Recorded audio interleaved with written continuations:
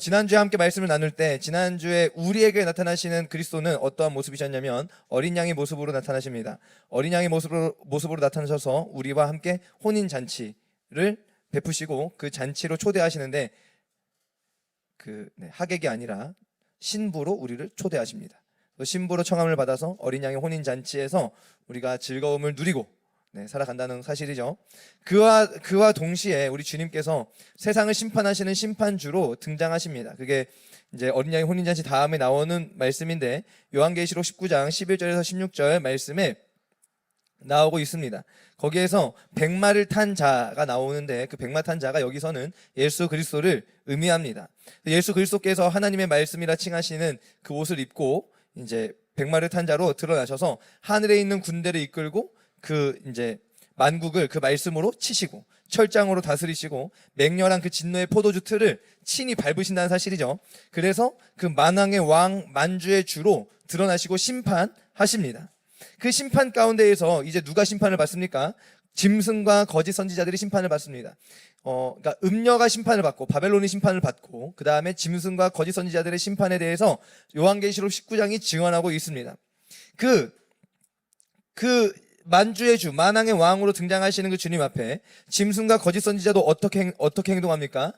또 전쟁하기 위해서 모입니다. 요한계시록 19장 19절에서 21절 말씀에 보면 제가 읽겠습니다. 또 내가 보매 그 짐승과 땅의 임금들과 그들의 군대들이 모여 그 말탄 자 누구죠? 예수 그리스도죠. 그 말탄 자와 그의 군대가 누굽니까? 하늘에 있는 승리한 교회, 땅에 있는 전투하는 교회죠. 그의 군대와 더불어 무엇을 하려고요? 전쟁을 일으키다가 짐승이 잡히고 그 앞에 표적을 행하던 거짓 선지자도 함께 잡혔으니 이는 짐승의 표를 받고 그의 우상에게 경배하던 자들을 표적으로 미혹하던 자라. 이 둘이 산채로 유황불 붙는 못에 던져지고 그 나머지는 말탄 자의 입으로부터 나오는 검의 죽음에 그 모든 새가 그들의 살로 배불리더라. 짐승과 땅의 임금들 그리고 그들의 군대들은 예수 그리스도와 그 승리한 군대와 전쟁하기 위해 모입니다. 그런데 그들은 전쟁하려고 모였지만 실상은 전쟁이 아니라 일방적인 싸움이 됩니다. 우리는 싸울 거야 라고 나왔지만, 우리는 저 어린 양과 싸울 거야 라고 한 곳에 모여서 나왔지만 결국에는 그곳이 어떠한 장소가 되죠? 일방적인 싸움의 장소가 되고 심판의 장소가 된다는 사실입니다. 결국 짐승과 거짓 선지자들도 유황불에 던져집니다. 이것을 통해서 우리는 알아야 합니다. 이제는 알아야 됩니다. 요한계시록이 시간적인 순서대로 나아가고 있지 않다는 것을 아셔야 돼요. 그럼 뭐지? 드라마 같은 거 보셨습니까? 드라마 같은 거 보시면 이 한날 한시에 어떤 일이 벌어지는지를 동시다발적으로 보여주는 거예요.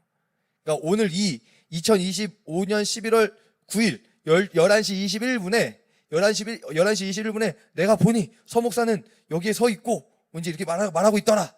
또 내가 보니 서무열은 여기 앞에 앉아 있고 펜을 들고 쓰고 있더라. 뭔지 이런 거죠. 그쵸?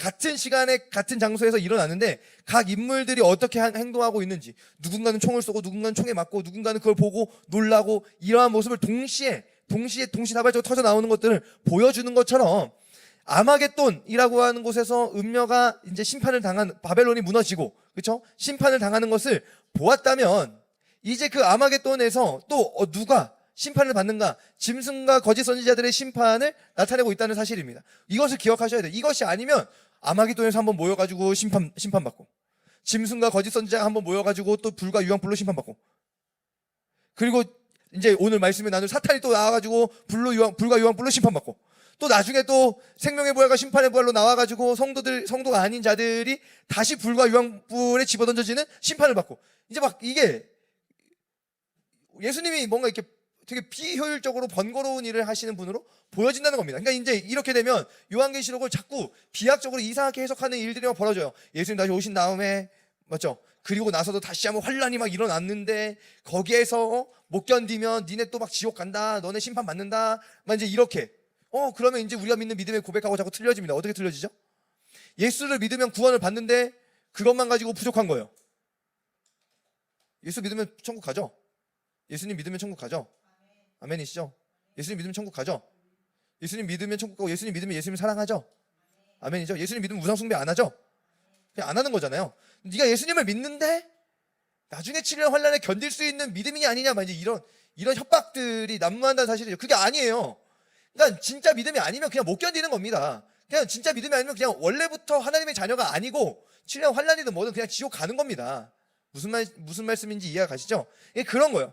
그러니까 이제 이 요한계시록 19장 말씀을 통해서 짐승과 거짓 선지자들을 붙잡아서 심판하시는 그 심판, 그들이 한 군데 모여서 어린 양과 더불어 전쟁하려고 모였다고 하는 그 말씀을 통해서 우리가 아는 것은 무엇이냐면 아마겟돈과 평행을 이루는 사건이다를 보셔야 된다는 사실이죠. 아멘이시죠? 아멘. 그렇다면 이제 음녀 바벨론도 망하는 것을 보았고 짐승과 거짓 선지자도 망하는 것을 보았습니다. 그러면 이제 우리는 또 누구에게 시선을 돌려야 됩니까? 그러면 사탄은요? 라고 하는 질문을 던져야 됩니다. 그 질문에 답하시는 것이 요한계시록 20장에 나타나 있습니다. 요한계시록 20장 1절에서 3절만 먼저 한번 읽어보겠습니다. 시작. 또 내가 봄에 천사가 무저갱의 열쇠와 큰 쇠사슬을 그의 손에 가지고 하늘로부터 내려와서 용을 잡으니 곧 옛 뱀이요 마귀요 사탄이라 잡아서 1000년 동안 결박하여 무저갱에 던져 넣고 잠그고 그 위에 임봉하여 1000년이 차도록 다시는 만국을 미혹하지 못하게 하였는데 그 후에는 반드시 잠깐 놓이리라. 자, 용입니다. 이 용이 누구라고요? 이제 그 정체가 드러나죠. 곧 옛 뱀입니다. 이 옛 뱀이 무슨 짓을 한 뱀이죠? 옛 뱀. 처음에 그 옛 뱀. 성경에 나타난 뱀이 성경에 맨 처음 나타난 뱀이 인간에게 행한 짓이 무엇이죠? 선악을 알게 하는 나무를 먹어라. 지혜로워지거든. 이렇게 한 거죠. 하와이야 이렇게 한 거죠. 맞아요? 그 옛뱀이라고요. 그 옛뱀이 누굽니까? 마귀요 사탄이라. 그런데 이 사탄을 어떻게 하셨다고요? 잡아서 1000년 동안 결박하였다. 이 잡아서 1000년 동안 결박하는 것을 예수님의 재림 때로 보면 이제는 이제 역사적 전천년주의로 가는 겁니다. 잡아서 1000년 동안 결박하고 1000년 동안 우리 왕노릇한다. 이제 막 하다가 다시 잠깐 놓아서 그를 심판한다. 뭐 이제 이렇게 하면 역사적 전천년으로 가는데 역사적 전천년까지는 우리는 받습니다. 세대주의를 안 받아요. 세대주의는 안 받아요. 세대주의가 뭐냐면 이제 교회 시대가 7시대로 쪼개지고 교회 시대가 7시대로 쪼개져서 저 초대교회 시대는 에베소 시대, 앱서버드 사빌라. 그래서 지금 마지막 말세지말의 시대에는 라오디게아의 시대다. 뭐 이제 이렇게 해석하는 게 세대주의적 해석이고, 그리고 이제 이 아마겟돈의 전쟁과 이러한 것들을 굉장히 그 시간별로 다 쪼개서 해석하는 것이 세대주의입니다. 이 세대주의는 받지 않습니다. 네. 하여튼 그러면 오늘 우리는 이 말씀을 통해서 어떻게 이 말씀을 보는가? 잡아서 1000년 동안 결박하는 이것은 언제 이루어졌냐면 예수 그리스도께서 이 땅에 오셔서 십자가에서 죽으시고 부활하심으로 말미암아 이루어졌습니다. 예수님이 십자가에서 죽으시고 부활하심으로 말미암아 이루어졌어요. 요한계시록 12장 13장을 읽으면서 알았죠? 여자가 한 남자아이를 낳았고 그 남자아이가 하늘로 올려짐에 용이 어떻게 됐어요? 땅으로 내쫓김을 받았다. 그렇죠? 땅이 권세를 빼앗고 내쫓김을 받았고 그 용이 그 자기의 권세를 누구한테 줍니까? 짐승한테 넘겨주고 짐승한테 일을 시키죠. 그러니까 용이 뭐 한 겁니까? 결박당한 겁니다. 그 결박이 무엇이죠? 예수 그리스도의 십자가에 못 박혀 죽으심과 부활하심, 그 승천하심과 하나님 보좌 우편에 앉으셔서 하늘과 땅의 모든 권세를 가지심을 선언하시는 그것을 통해서 사탄은 1000년 동안 결박당한 것입니다. 아멘이시죠? 결박당했어요. 그 결박을 당했기 때문에 그 1000년이 차도록 만국을 미혹하지 못하다가 1000년이 딱 차는 그 순간에 어떻게 합니까? 다시 만국을 미혹하는 자가 반드시 잠깐 놓이게 되는 겁니다. 놓이게 되었을 때 그가 무슨 짓을 합니까? 온 세상을 미혹하는 것이죠. 1000년 동안 미혹하지 못하다가 마지막 때에 온 세상을 미혹합니다. 미혹하는 거예요. 그 미혹을 통해서 이루어지는 것이 무엇이죠? 그 미혹을 통해서 온 세상이 대항합니다. 그리스도의 몸된 교회를 대항하고 전쟁하기 위해서 모여듭니다. 이것이 아마겟돈과 계속 평행을 이루는 그 사건들 속에서 나타난다는 거예요. 음녀 바벨론이 망하는데 하나님의 백성과 싸우기 위해서, 전쟁하기 위해서 아마겟돈에 모이고, 그렇죠? 아마겟돈에 모이고, 그리고 짐승과 거짓 선지자도 아마겟돈에 모이고, 그 모든 곳에 모이는 것 가운데 누가 있습니까? 사탄이 자리하고 있다는 것입니다. 그게 어디에 나옵니까? 요한계시록 20장 7절에서 10절 말씀이 나옵니다. 함께 읽어봅니다. 시작. 1000년이 참에 사탄이 그 옥에서 놓여 나와서 땅의 사방 백성 곧 곡과 마곡을 미혹하고 모아 싸움을 붙이리니 그 수가 바다의 모래 같으리라.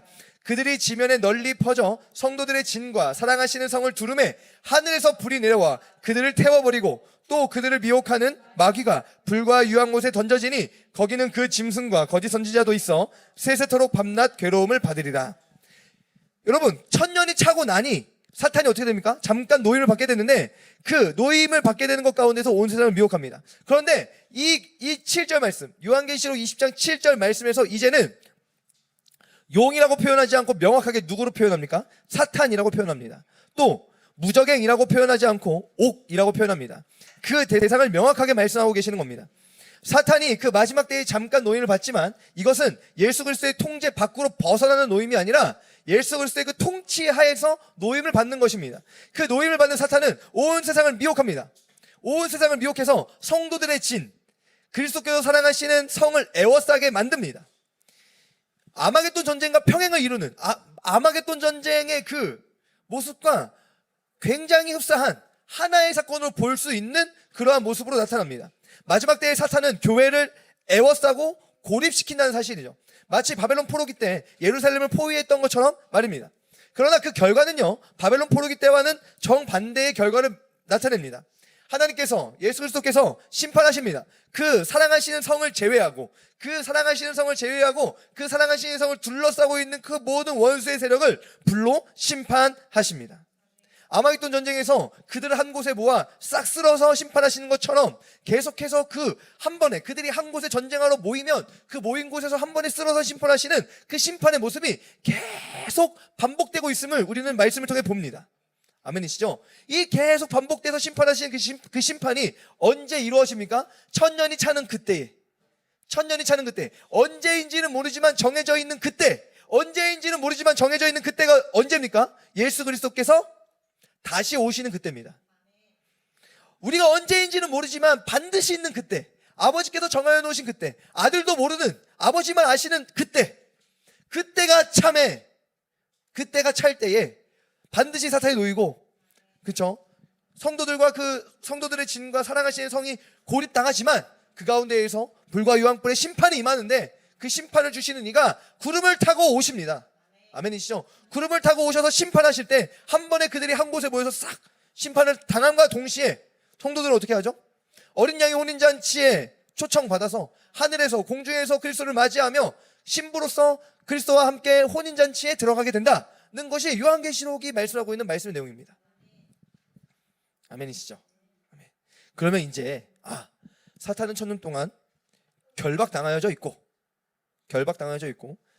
아버지께서 아시는 그날, 예수 그리스도 제 이름 하시는 그날에 온전한 심판을 행하실 뿐만 아니라 온전한 그 혼인잔치를 이루어 가신다는 것을 우리가 알았습니다. 그렇다면 그 천년의 기간 동안 오늘 우리는 어떠한 삶이라고 말하고 계시는가? 따라해 보실까요? 왕노릇. 네. 왕노릇한데요. 많은 사람들이 이 말 때문에 받아들이지 못합니다.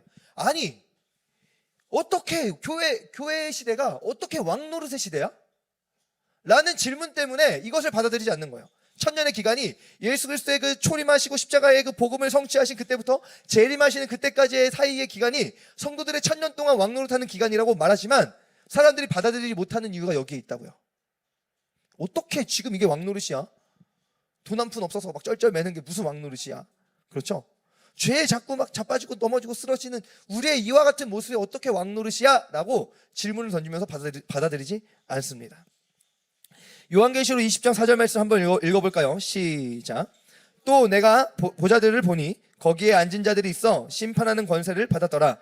또 내가 보니 예수를 증언함과 하나님의 말씀 때문에 목배임을 당한 자들의 영혼들과 또 짐승과 그의 우상에게 경배하지 아니하고 그들의 이마와 손에 그의 표를 받지 아니한 자들이 살아서 그리스도와 더불어 천년 동안 왕노릇하니. 아멘. 여기서 왕노릇하는 대상자들을 명확하게 명시하고 있습니다. 누구죠? 순교자들, 그리고 타협하지 않고 믿음을 지킨 자들입니다. 그리고 그들에 대해서 어떻게 표현합니까? 살아서라고 표현합니다. 근데 여러분 명확하게 보셔야 돼요. 순교자들이라 했어요. 순교자들이라고 하면 그들은요 살았습니까? 죽었습니까? 죽임을 당한 자들이에요. 그렇죠? 죽임을 당한 자들인데 살았다라고 말하고 있는 겁니다. 나를 믿는 자는 죽어도 살겠고, 그겁니다. 요한계시록 20장 6절 말씀. 이 첫째 부활이래요. 이 첫째 부활에 참여하는 자들은 무엇이 있어요? 복이 있고 거룩하도다. 그리고 그들이 어떻게 해요? 하나님과 그리스도의 제사장이 되어 1000년 동안 그리스도와 더불어 왕노릇하리라. 아멘이시죠? 이 왕노릇하는 성도들은요, 육체의 죽음을 맞이했습니다. 그렇기에 요한계시록 20장 6절에서 첫째 부활이라고 말씀하고 계시는 겁니다. 그런데 이 첫째 부활에 참여하는 자들은 무엇이 있대요? 복이 있다 말씀하시는 거예요. 그런데 요한계시록 14장 13절 말씀을 보았더니 지금 이후로 주 안에서 죽는 자들은 무엇이 있다고요? 복이 있도다. 그때 성령이 그러하다 말씀하시는 거죠. 육체의 죽음을 맞이했지만 그 영혼은 음부에 들어가지 않고 첫째 부활로서 하나님 품에 안겨 있습니다. 마치 예수님께서 말씀하신 그 비유의 말씀처럼 거지 나사로가 죽어서 아브라함의 품에 안겨 있는 것처럼 말입니다. 부자는 음부에서 고통당하고 괴로워하고 있죠. 그들에게 하나님께서 첫째 부활을 한 그들에게 심판하는 권세를 주시는 겁니다. 이 심판하는 권세, 순교자들만 받는 거 아닌가? 보좌들이 있다 그러는데 요한계시록 봤더니 24장로들이 보좌에 앉아 있는 것만 나와 있는데 도대체 그 24명은 누군가? 나는 24명이 어떻게 들어갈 수 있지? 자꾸 이 경쟁심이 또 갑자기 막 발생하죠. 그쵸? 이게 잘못된 가치관으로 천국을 생각해서 그렇습니다. 천국의 상급에 대해서 말씀드렸죠. 천국의 상급이 어떻죠? 천국의 상급이 있어요, 없어요? 있죠. 천국의 상급이 있는데 천국에 차별이 있습니까, 없습니까? 없죠. 그러면 생각해 보세요. 금메달, 은메달, 동메달이 있다고 쳐보세요. 상급이 있으니까 금메달, 은메달, 동메달이 있어요. 그러면 차별이 있는 거 아니에요? 차별이 있는 거 아니에요? 차별이 없어요? 없죠. 근데 상급은 있죠. 네. 도대체 이게 무엇일까? 차별이 없지만 상급은 있다. 네. 차별은 없지만 상급은 있다. 그래서 우리가 자꾸 이 경쟁심을 가지고 24 보좌에 내가 들어가야지 막 이렇게 이런 경쟁심으로 하면 이건 어떻게 되는 겁니까? 천국을 천국되지 못하게 만드는 겁니다. 하나님께서 공의롭게 아주 공평하게 그 상급들을 주실 것이고, 이 심판하는 권세라는 것은 대표성을 가지고 순교자들을 드러내셨지만 누구요? 그 나라에 들어가는 모든 자들이 왕노릇하는 자들로 세워 주신다는 겁니다. 아멘이시죠? 그 나라에 들어가는 모든 자들이 왕노릇하는 자들로 세워주시고 그 첫째 부활에 참여하는 모든 자들이 왕노릇하도록 하신다는 것을 우리는 기억해야 됩니다. 아멘이시죠? 차별이 아닙니다. 그러면 상급 이거 짚고 넘어가야죠. 다시 한번. 네, 상급이 다 차등이 있는데 어떻게 차별이 없을 수 있는가? 여기에 다시 설명해 드릴게요. 어떻게 할 수 있는가? 자, 상급이 무엇이죠? 하나님 아버지의 일을 하는 것이 우리에겐 상급이에요. 그렇죠? 잘하였도다 착하고 충성된 종아 칭찬받는 것이 상급입니다. 그렇죠? 자, 사도 바울, 천국에 딱 갔는데 사도 바울하고 저하고 비교하면 누가 상급이 더 많을 것 같아요? 사도 바울도 상급이 많겠죠? 자, 많겠죠? 네, 사도 바울한테 말하는 거, 와, 당신의 그 상급은 진짜 아름답습니다 라고 막 박수를 칠 거예요. 그렇죠? 그리고 사도 바울이 천국에서 저를 보면서 급도 안 되는 게 어디 나한테 말을 걸어? 이럴까요? 안 그러겠죠? 뭐라고 말할까요? 사도 바울은 다 하나님의 은혜다. 내가 나 된 것은 하나님의 은혜로다. 하겠죠? 그렇죠? 상급이 차등이 있어도 그 나라에는 차별이 없는 이유는 그래서예요. 하나님의 나라와 그 가치관은 여기에 있습니다. 그러한 곳에서 오늘 우리는 어떻게 한다고요? 왕노릇 한다고 말씀하고 계시는 겁니다. 그러면 첫째 부활에 참여해서 그리스도와 함께 혼인잔치에 들어가는 그 신부로서 아직 기다리고 있는 우리는 그리스도와 더불어 왕노릇하고 있습니다. 첫째 부활로 육체는 죽었지만 아버지 품에 안기는 것으로 음부가 우리를 다스리지 못하고 음부가 우리를 주관하지 못하고, 그렇죠? 아버지 품에 안겨서 왕노릇하고 있습니다. 그러면 믿음 가운데서 빨리 죽어야 되겠네? 라고 하는 생각이 들 수 있지만 그것이 아닙니다. 왕노릇은 어디에서 이루어집니까? 따라해 보실까요? 땅에서, 하늘에서. 요한계시록 5장 10절 말씀입니다. 읽어보겠습니다. 시작. 그들로 우리 하나님 앞에서 나라와 제사장들을 삼으셨으니 그들이 땅에서 왕노릇 하리로다 하더라. 여러분, 왕노릇은 하늘에서만 누리는 것이 아니라 땅에서 이미 그 왕노릇을 누리는 겁니다. 이를 통해 그리스도의 초림부터 재림까지 땅이나 하늘에서 모든 예수 그리스도를 믿는 성도들은 왕노릇 하는 것입니다. 아멘이시죠? 그러니까 첫째 부활은 육체의 죽음 가운데에서 아버지 품에 안기는 것이 첫째 부활일 수 있지만 또 어떠한 면에서는 무엇도 첫째 부활이 할 수 있습니까? 거듭남이에요. 아들을 믿는 자는 영생을 뭐 했다고요? 가졌고 말씀하시는 겁니다. 아들을 믿는 자는 영생을 이미 가졌고 라고 말씀하시는 거예요. 그러니까 첫째 부활에 참여한다는 것은 거듭남에서 이미 그 영생을 가진 자로서 있고 육체가 죽임을 당한다 할지라도 그 영생을 가진 자로서 첫째 부활에 참여하는 것을 보게 된다는 사실이죠. 그러면 영생을 가진 자로서 우리는 이미 영생을 누리고 있는 자들이다. 아멘이시죠? 그러면 죽어가고 있습니까? 이제 죽지 않습니까? 죽지 않는 겁니다. 내 존재는 죽지 않는 겁니다. 내 육체는 후패하지만, 그쵸? 내 육신은 날마다 후패하지만 나는 죽어가고 있는 것이 아니에요. 내 존재는 죽어가고 있는 것이 아니에요. 영생을 누리고 있는 겁니다. 아멘이시죠? 그래서 영생은 하나님과 그 아들 예수 그리스도를 아는 것입니다. 라고 말하는 것이죠. 말씀하신 것이죠. 아멘이시죠?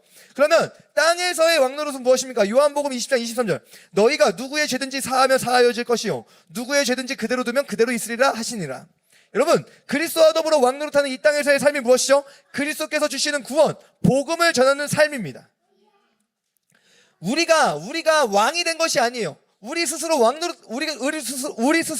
자칭 왕이 되는 것이 아닙니다. 어떻게 해요? 그리스도와 더불어 왕노릇하는 거예요. 내 말이 너희 안에 있고 너희가 내 안에 거하면 무엇인지 구하라. 그렇죠? 너희가 내 안에 있지 아니하면 열매를 맺을 수 없다. 말씀하신 것처럼 그리스도와 더불어 있을 때 왕노릇을 할 수 있습니다. 이것은 무엇을 의미합니까? 왕 대신 그리스도께서 행하시는 일을 우리가 행한다는 것을 말합니다. 왕 대신 그리스도께서 무엇을 행하십니까? 죄인을 구원하시고 죄인의 죄를 용서하십니다. 오늘 우리는 그리스도께서 행하시는 일에 쓰임 받습니다. 어떻게 해요? 복음을 전하는 것으로. 우리가 복음을 전하면 우리가 그들의 죄를 사하는 것이 아니라 우리는 복음을 전하는데 그 가운데에서 그리스도께서 그들의 죄를 사하시고 구원하시는 역사를 나타내신다는 사실입니다. 아멘이시죠? 이것이 진정한 왕노릇입니다. 그렇다면 오늘 우리는 그 첫째 부활 가운데에서 왕노릇합니다. 그렇게 천년의 기간을 살아갑니다. 이게 숫자적 천년이 아니라 아버지만 아시는, 아들도 모르고 아버지만 아시는 그 정하여 놓으신 그때까지 우리는 살아갑니다. 그러다가 그때가 오면 어떻게 됩니까? 따라해 보실까요? 생명의 부활과 심판의 부활. 예수 안 믿는 자들도 부활하죠? 부활해요. 부활하는데 우리가 아는 부활이 아니죠. 자, 요한복음 5장 29절 읽어볼게요. 시작. 선한 일을 행한 자는 생명의 부활로, 악한 일을 행한 자는 심판의 부활로 나오리라. 다 나오는 겁니다. 그때 심판하는 거예요. 이해 가셨죠? 네. 1000년 동안 왕노릇한 성도들은 생명의 부활을 맞이합니다. 왜 다시 또 생명의 부활을 맞이한다 말할까요? 영혼은 그 영생 가운데서 아버지 품에 안겨 있지만 아직 육체의 부활을 기다리고 있기 때문입니다. 오늘 그리스도를 주라 시인하는 저와 여러분에게는요, 다시 사망이 찾아오지 않습니다. 형벌도 찾아오지 않습니다. 그냥 육체만 잠깐 썩어져 없어지고 내 존재 자체는 아버지 품에 안겨 있다가 온전한 육체의 부활의 역사 속에 다시 살게 하시는 그 생명의 부활만 남아 있습니다. 아멘이시죠? 그런데 요한계시록 20장 13절 15절 바다가 그 가운데에서 죽은 자들을 내주고 또 사망과 음부도 그 가운데에서 죽은 자들을 내주매 각 사람이 자기 행위대로 심판을 받고 사망과 음부도 불못에 던져지니 이것이 무엇이라고요? 둘째 사망 곧 불못이라. 누구든지 생명책에 기록되지 못한 자는 불못에 던져지더라. 손목과 이마에 표를 받은 자들은요, 우상 숭배에 타협한 자들은요, 육체의 죽음과 함께 음부에 갇혀 있다가 다시 나오게 됩니다. 이것이 무엇이죠? 이들의 심판의 부활입니다. 심판의 부활로 나오는 겁니다. 그리고 그들도 사탄이, 짐승이, 거짓 선지자가 던져진 그 불못에 던져지게 됩니다. 아멘이시죠? 아멘. 그러므로 이제 오늘 말씀을 통해서 우리는 기억해야 됩니다. 1000년 동안의 왕노릇은 이미 시작되었다. 땅에서. 그리고 믿음을 가지고 죽은 자들은 그 1000년 동안의 왕노릇을 온전히 하늘에서 누리고 있다. 아멘이시죠? 이것이 오늘 우리에게 주어져 있는 소망입니다. 그러므로 우리는 이 땅에서 왕노릇을 누려야 됩니다. 이 땅에서의 왕노릇이 무엇입니까? 따라해 보실까요? 복음을 전파하라. 요한복음 20장 23절 너희가 누구의 죄든지 사하면 사하여질 것이요 누구의 죄든지 그대로 두면 그대로 있으리라 하시니라. 복음을 전하는 것이 진정한 왕노릇입니다. 아멘이시죠? 우리에게 하시는 말씀입니다. 우리 스스로 왕노릇 할 수 없다는 것이죠. 무엇이요? 오직 그리스도와 더불어 왕노릇 할 수 있다고 요한계시록은 계속 말씀하고 있습니다. 그리스도의 명령과 그리스도의 사역은 왕 노릇입니다. 왜요? 왕께서 하시는 것이기 때문에. 왕께서 하시는 일을 우리가 이제는 합니다. 누구든지 자기를 부인하고 자기 십자가를 지고 나를 따를 것이니라. 왕 노릇의 초청이죠. 이전까지는 무거운 짐을 나 홀로 지고 막 십자가를 막 고난의 길 생명의 이 길은 생명의 길을 말 안 나오고 고난의 길 이렇게 하는 거죠. 그런데 이 길은 누구의 길이에요? 왕의 길이죠. 아멘이시죠? 왕의 길입니다. 그 복음 전함으로 하나님께서는 죄인을 구원하시기를 기뻐하십니다. 이것은 진정 왕의 사역에 부름을 받은 것이고 진정 왕 노릇입니다.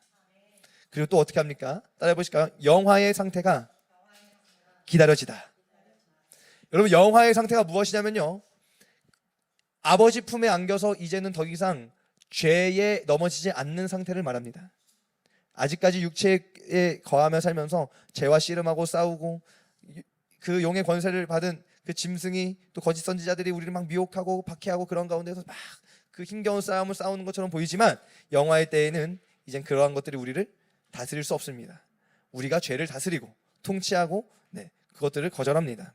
그래서 사도 바울도 이와 같은 고백을 한 것입니다. 빌립보서 1장 23절입니다. 읽어볼까요? 시작. 내가 그 둘 사이에 끼었으니 차라리 세상을 떠나서 그리스도와 함께 있는 것이 훨씬 더 좋은 일이라 그렇게 하고 싶으나. 사도 바울도 세상을 떠나 그리스도와 함께 있는 것을 사모했습니다. 그것이 훨씬 더 좋은 일인 줄 명확히 알았습니다. 이 같은 소망을 가지고 있는 것은 오늘 우리에게 큰 유익이 됩니다. 왜요? 죽음을 두려워하지 않기 때문입니다. 짐승과 거짓 선지자들의 협박과 박해에도 믿음을 지킬 수 있습니다. 그들이 협박하고 박해하는 것의 그 조건이 무엇입니까? 너 안 하면 죽인다. 여기까지예요. 너 안 하면 죽는다. 여기까지입니다. 세상의 그 모든 원리들은요, 너 그렇게 해? 너 죽는 자리로 내몰아 버린다. 로 협박하는 겁니다. 그렇죠? 모든 계약 사항도 마찬가지고 이 계약을 지키지 않을 시 당신의 보증금을 다 뺏어가겠습니다. 이제 이런 거죠. 이런 식인 거죠. 그렇죠? 그거 뺏기면 뭐 죽냐? 죽진 않지만 자꾸 죽음에 가까운 삶의 자리로 내몰리는 것을 경험하게 만드는 것이죠. 그런데 이 세상을 떠난다고? 나는 그게 더 좋은데? 너무 좋은데? 이렇게 반응할 수만 있다면 이것은 왕노릇의 하나입니다. 아멘이시죠? 영화의 상태가 기다려지는 것. 우리가 너무 하늘을 바라보지 않고 살아가진 않습니까? 진정한 우리가 살아가야 될 그 나라를 안 바라보고 살아가는 것은 아닙니까? 거기를 가기 위해서 막 일부러 막 이 세상의 모든 것들을 다 갖다 바치고 뭐 갖다 버리고 막 그렇게 살라고 말하는 것이 아니라 이 땅에서 충실히 살아감과 동시에 어떻게 충실히 살아가요? 복음을 전하는 삶으로서 충실히 살아감과 동시에 이 땅이 전부가 아니라 이 땅은 그저 잠깐 있는 곳이고 정말 진정한 영원하신 하늘이 있다는 것을 우리가 안 바라보며 살아가고 있는 것은 아닙니까? 생각해야 됩니다. 죽음을 두려워하지 않는 그 마음이 어떻게 합니까? 기꺼이 복음을 위해 충성하게 만듭니다. 기꺼이 이 땅에서 맡겨져 있는 사명에 힘을 다해 충성하게 만듭니다. 아멘이시죠? 그러므로 오늘 믿음의 눈을 들어서 하나님 품에 안겨 참 평안과 쉼을 누리는 그날을 바라보기를 축복합니다. 진정한 왕노릇이 오늘 저와 여러분의 삶에 충만하여지시기를 간절히 축복합니다. 기도하겠습니다.